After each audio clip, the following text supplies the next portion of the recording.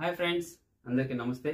Friends, ఈరోజు మన topic internal piles. ఈ పైల్స్ ని ఇంగ్లీష్ లో హెమరాయిడ్స్ అని కూడా అంటారు. అంటే పైల్స్ అనేది కూడా ఇంగ్లీష్ వర్డే, హెమరాయిడ్స్ అనేది కూడా ఇంగ్లీష్ వర్డే. దీనిని తెలుగులో మూలశంక అంటారు, ఇంకా మొలలు అని కూడా వాడుక భాషలో పిలుచుకుంటారు. ఈ పైల్స్ టోటల్ గా 4 టైప్స్. నెంబర్ 1 వచ్చి ఇంటర్నల్ పైల్స్, నెంబర్ 2 వచ్చి ఎక్స్టర్నల్ పైల్స్, నెంబర్ 3 వచ్చి ప్రొలాప్స్డ్ పైల్స్, నెంబర్ 4 వచ్చి థ్రోంబోసిడ్ పైల్స్. ఈరోజు మనం ఇంటర్నల్ పైల్స్ గురించి మాత్రం తెలుసుకుందాం, ఓకేనా?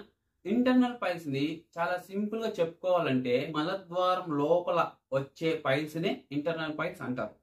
ఇది సింపుల్ గా చెప్పుకోవాలంటే. ఈ ఇంటర్నల్ పైల్స్ ని కొంచెం వివరంగా చెప్పుకోవాలంటే చూడండి, మనం తిన్న ఆహారం ఎక్కడికి వెళ్తుంది? మన స్టమక్ లోకి వెళ్తుంది. ఆ స్టమక్ లో జీర్ణాశయం ఉంటుంది. తిన్న ఆహారం జీర్ణమవుతుంది. ఆ తర్వాత ఏం జరుగుతుంది? జీర్ణమైన ఆహారంలో ఉన్న శక్తి అనేది చిన్న ప్రేగులు గ్రహించి మన మొత్తం శరీర భాగాలకి పంపిస్తాయి, ఓకేనా? ఇంకా ఆ జీర్ణమైన ఆహారంలో ఉన్న శక్తి పోయింది. నెక్స్ట్ ఇంకేముంటుంది? వ్యర్థాలు మిగులుతాయి. ఆ వ్యర్థం మలం రూపంలో మన పెద్ద ప్రేగుల్లోకి వస్తుంది, ఓకేనా? ఆ పెద్ద ప్రేగుల నుంచి ఎక్కడికి వస్తుంది మలం? రెక్టం అనే ఏరియాకి వస్తుంది. మన స్టమక్ లోనే రెక్టం అనే ఏరియా ఉంటుంది. ఆ పెద్ద ప్రేగుల నుంచి రెక్టంలోకి వస్తుంది. రెక్టం నుంచి యానల్ కెనాల్ అనేది అటాచ్ ఉంటుంది. ఆ రెక్టం కి యానల్ కెనాల్ అటాచింగ్ ఉంటుంది అనమాట. ఆ యానల్ కెనాల్ ద్వారా లాస్ట్ లో మల ద్వారం, దాని ఇంగ్లీష్ లో యానస్ అంటారు, ఓకేనా? ఆ యానస్ ద్వారా మలం అనేది ఎగ్జిట్ అయిపోతుంది. అంటే మల విసర్జన చేస్తాం అనమాట అందరూ, ప్రతి ఒక్కరు కూడా. ఇప్పుడు జస్ట్ నేను ఇప్పుడే మీకు చెప్పా రెక్టం అని చెప్పేసి. రెక్టం అనే ఏరియా బాగా గుర్తుపెట్టుకోండి. ఈ రెక్టం అనే ఏరియాలో ఉన్న రక్తనాళాలు ఎప్పుడైతే ఉబ్బి అవి రెక్టం గోడ నుంచి బయట వస్తాయో దానినే మనం ఇంటర్నల్ పైల్స్ అంటాం. ఈ ఇంటర్నల్ పైల్స్ 99% నొప్పి ఉండవు, కానీ మల విసర్జన టైంలో మాత్రం బ్లడ్ అనేది పడుతుంది. ఈ ఇంటర్నల్ పైల్స్ రావడానికి ముఖ్యమైన కారణం మలబద్ధకం. దీన్ని ఇంగ్లీష్ లో కాన్స్టిపేషన్ అంటారు. కాన్స్టిపేషన్ ఎందుకు అవుతుంది?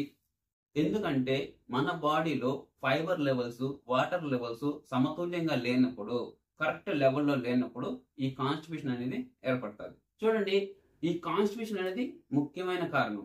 కాబట్టి దీనిని మనం నివారించుకోగలిగితే ఈ ఇంటర్నల్ పైల్స్ నుండి మనం ఈజీగా బయటపడవచ్చు. కాబట్టి మనం కాన్స్టిపేషన్ ని నివారించుకోవాలంటే మంచి డైట్ అనేది, అంటే ఫైబర్ ఉన్న డైట్ మనం తినాలి, ఓకేనా? కానీ ఇప్పుడు మీకు ఫస్ట్ ఎవరికైతే ఇంటర్నల్ పైల్స్ తో బాధపడుతున్నారో వాళ్ళకి నేను ట్రీట్మెంట్ చెప్తా, ఓకేనా? ట్రీట్మెంట్ చాలా సింపుల్, ఏం లేదు. ఒక గ్లాస్ పాలు తీసుకోండి, ఓకేనా? నార్మల్ పాలు, ఓకేనా? మీ ప్యాకెట్ పాలు వస్తాయి కదా, ప్యాకెట్ పాలు కత్తిరితో కట్ చేసి ప్యాకెట్ ని అలాగే గ్లాస్ లో పోసుకోండి. ఒక గ్లాసు 250 ml పట్టే గ్లాసు, ఓకేనా? దాంట్లో పోసుకొని నెక్స్ట్ వచ్చేసి ఒక నిమ్మకాయ తీసుకోండి. నిమ్మకాయ బాగా ప్రెస్ చేసి, అంటే నీళ్లు మనం పిండితే రసం అనేది బాగా వచ్చేలా బాగా రుద్దుకొని దాన్ని కట్ చేసుకొని బాగా ఒక నిమ్మకాయ రసాన్ని పక్కకు తీసి పెట్టుకోండి. అంటే ఒక గ్లాసులో పాలు, ఒక పక్కన చిన్న బౌల్లో నిమ్మకాయ రసం, ఓకేనా? ఈ పాలల్లో నిమ్మకాయ రసం వెంటనే వేసి మీరు విత్ సెకండ్స్ లో దాన్ని తాగేయాలి. ఎప్పుడు తాగాలి? మార్నింగ్ నిద్ర లేవగానే పరగడుపున ఎంటీ స్టమక్ తో దీన్ని తాగాలి, ఓకేనా? ఇది తాగినారంటే మీకు 7 to 10 days లోనే ఈ ఇంటర్నల్ పైల్స్ అనేవి మాయమైపోతాయి. మళ్ళా మీకు రమ్మన్నా రావు. కానీ ఎలా రాకుండా ఉంటాయంటే మీరు సరైన డైట్ అనేది లైఫ్ లాంగ్ పాటించినప్పుడు. ఒకవేళ మీరు కానీ సరైన డైట్ పాటించకపోతే ఈ ఇంటర్నల్ పైల్స్ అనేది మళ్ళీ మీకు రావచ్చు. కాబట్టి నేను ఇప్పుడు చెప్పబోయే డైట్ కరెక్ట్ గా వినండి, దాన్ని లైఫ్ లాంగ్ ఫాలో అవడానికి ట్రై చేయండి, ఓకేనా? ఈ డైట్ గాని ఫాలో అయితే ఎవరికైతే పైల్స్ ఉన్నాయో వాళ్ళకైతే నేను ట్రీట్మెంట్ చెప్పేసా కాబట్టి ఆ ట్రీట్మెంట్ యూజ్ చేసి ఈ డైట్ ఫాలో అవ్వండి, పైల్స్ అనేవి పోతాయి. ఎవరికైతే పైల్స్ లేవో అటువంటి వాళ్ళు లైఫ్ లో మళ్ళీ రాకుండా, పైల్స్ అనేవి రాకుండా ఉండడానికి నేను చెప్పే డైట్ ఫాలో అవ్వండి, ఓకేనా? ఫస్ట్ మీరు మార్నింగ్ లేవగానే బ్రష్ చేసుకున్నాక 4 to 5 గ్లాసెస్ అనేది వాటర్ తాగాలి.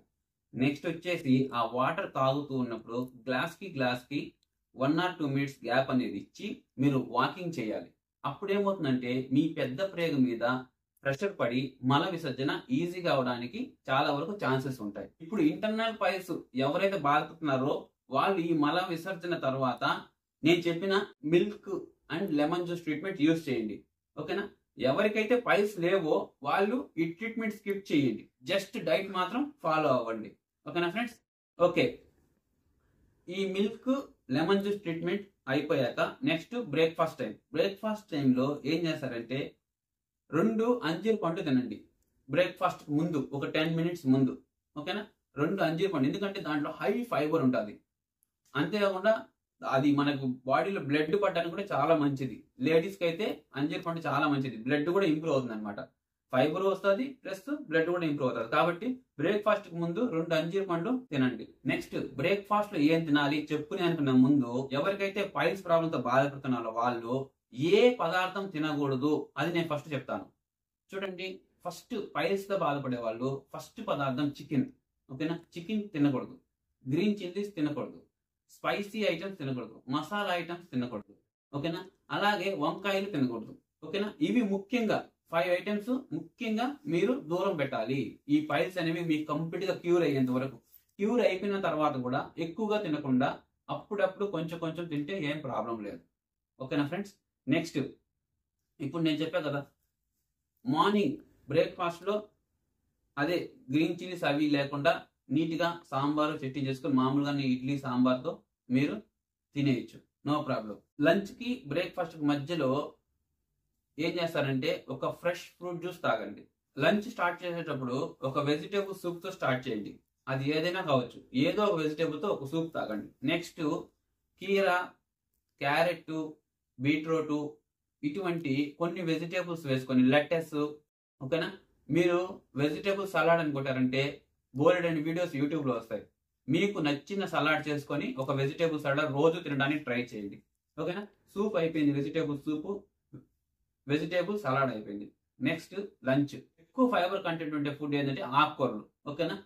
లంచ్ లో మీరు ప్రతిరోజు ఒక ఆకుకూర ఉండే విధంగా చూసుకోండి. ఆకుకూర తాలింపు కావచ్చు, ఆకుకూర పప్పు కావచ్చు, ఏదో ఒక రూపంలో ఆకుకూర తినడానికి ట్రై చేయండి. ఓకేనా ఫ్రెండ్స్?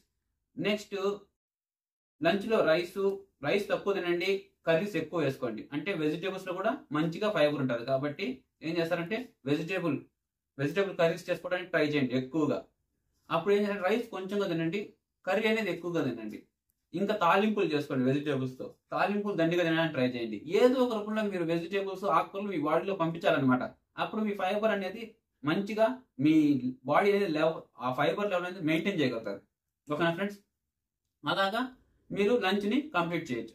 నెక్స్ట్ లంచ్ కి డిన్నర్ కి మధ్యలో ఈవినింగ్ టైంలో స్నాక్స్ రూపంలో ఏం చేస్తారంటే బోండాలు బజ్జీలు తినకుండా ఫ్రూట్ సలాడ్ తినడానికి ట్రై చేయండి. మీకు ఇష్టమైన ఫ్రూట్స్ రోజుకి 2 రకాలు 3 రకాలు తీసుకొని మీరు ఫ్రూట్ సలాడ్ చేసుకొని తినొచ్చు. నెక్స్ట్ ఏముంది? డిన్నర్ లో మీరు ఆయిల్ లెస్ ఫుడ్స్ తినడానికి ట్రై చేయండి. అంటే నాకు తెలిసి బెస్ట్ ఆప్షన్ పుల్కాలు. రోజు పుల్కాలు తిన్నా మనకి ఏం ప్రాబ్లం లేదు. పుల్కాలు తీసుకోండి. పుల్కాలో మీరు మంచిగా వెజిటేబుల్ కర్రీ, రోజుకు ఒక వెజిటేబుల్ కర్రీ చేసుకొని దాంట్లో పుల్కాలో తినేసేయండి. ఓకేనా? నెక్స్ట్ ఇంకొక విషయం వచ్చేసి, మీరు రోజు చేయాల్సిన పనులు ఏంటంటే బ్రేక్ఫాస్ట్ లో 2 అంజీర్ పండ్లు తినాలి, మధ్యాహ్నం భోజనం తర్వాత 2 అంజీర్ పండ్లు తినాలి, రాత్రి భోజనం తర్వాత మళ్ళీ 2 అంజీర్ పండ్లు తినాలి. నెక్స్ట్ వచ్చేసి రోజు మధ్యాహ్నం పూట ఒక అంటిపండు తినడానికి ట్రై చేయండి. మళ్ళీ మీరు ఫ్రూట్ సలాడ్ తింటున్నారు అది వేరే. రోజు మధ్యాహ్నం అంటిపండు తినడం చాలా మంచిది. అంటిపండు కూడా ఫుల్ ఫైబర్ ఉంటుంది. కాబట్టి భోజనం తర్వాత ఒక అంటిపండు తినడానికి ట్రై చేయండి. రోజు మీకు వీలైనప్పుడంతా ఒక గ్లాస్ మజ్జిగ తాగడానికి ట్రై చేయండి. వాటర్ బాగా తాగడానికి ట్రై చేయండి రోజంతా. ఓకేనా? ఈ వాటర్ తాగడం వల్ల, మజ్జిగ తాగడం వల్ల, ఫ్రూట్ జ్యూసెస్ తాగడం వల్ల మీలో మైక్రో విటమిన్స్ అనేవి పెరుగుతాయి, ఫైబర్ కంటెంట్ పెరుగుతుంది. వెజిటేబుల్స్ ఆకుకూరలు బాగా తినడం వల్ల ఫైబర్ కంటెంట్ పెరుగుతుంది, మీ బాడీలో పీచు పదార్థం బాగా పెరుగుతుంది. అప్పుడు ఏమవుతుందంటే మీ మోషన్ అనేది హార్డ్ గా రాకుండా ఫ్రీ మోషన్ అవడానికి ఛాన్సెస్ ఉంటాయి. ఓకేనా? అప్పుడు ఫ్రీ మోషన్ అయినప్పుడు ఏమవుతుంది? ఆటోమేటిక్ గా మీకు ఫ్రీ మోషన్ కాకుండానే ఈ సమస్యలన్నీ వచ్చాయన్నమాట. ఎప్పుడైతే మీకు ఫ్రీ మోషన్ అవ్వడం స్టార్ట్ అవుతుందో ఈ సమస్యలన్నీ కూడా ఆటోమేటిక్ గా సర్దుకుంటాయి. ఓకేనా? ఎవరికైతే పైల్స్ ఉన్నాయో వాళ్ళకి క్యూర్ అవుతుంది, ఎవరికైతే పైల్స్ అనేవి లేకుండా ఉన్నాయో వాళ్ళకి లైఫ్ లో పైల్స్ అనేవి రాకుండా ఉంటాయి. ఓకేనా ఫ్రెండ్స్? నేను చెప్పిన ఈ డైట్ ని, ఈ ట్రీట్మెంట్ ని పర్ఫెక్ట్ గా ఫాలో అయ్యారంటే మీరు ఈజీగా ఈ ఇంటర్నల్ పైల్స్ నుండి బయటపడచ్చు. ఓకేనా? ప్లీజ్ మీకు కానీ మన వీడియో నచ్చినట్లయితే ఒక లైక్ చేయండి. అలాగే మన ఛానల్కి ఎవరైనా కొత్తగా వచ్చుంటే మన ఛానల్ సబ్స్క్రైబ్ చేసుకోండి. ఓకే ఫ్రెండ్స్, బై బై, జై హింద్.